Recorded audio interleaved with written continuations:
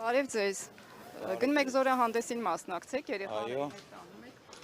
Նախ շնորհավորում եմ այսօրվա կապակցությամբ, գիտեք ինչ օրվա օր է այսօր։ Հանրապետության օրն է։ Այո։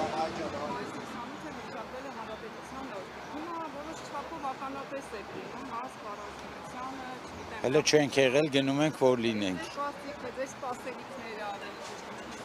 Չեմ կարող ասեմ, պետքա գնանք տեսնենք, որ նոր պատկերացում կազմենք։ պատկերացում կազմեք, իսկ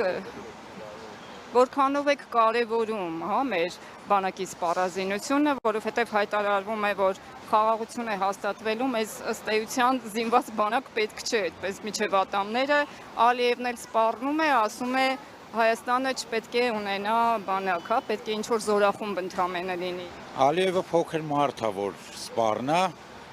իսկ բանակը զինված բոլոր պետություններին էլ պետք են։ Կապ չունի հայերին, թե մյուս պետություններին, բոլոր պետություններին էլ զինված հզոր բանակ պետք է։ Այդ ձեր երեխաներին ինչ եք պատմում Հայաստանի հերոսական անցյալից։ Դե Հայաստանի հերոսական անցյալը մոռանալ չի կարելի։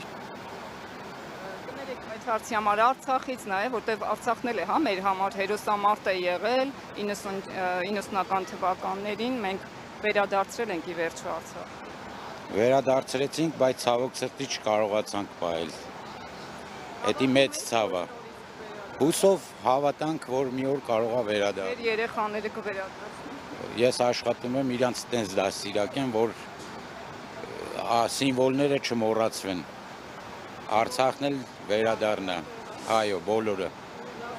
Խնդրեմ։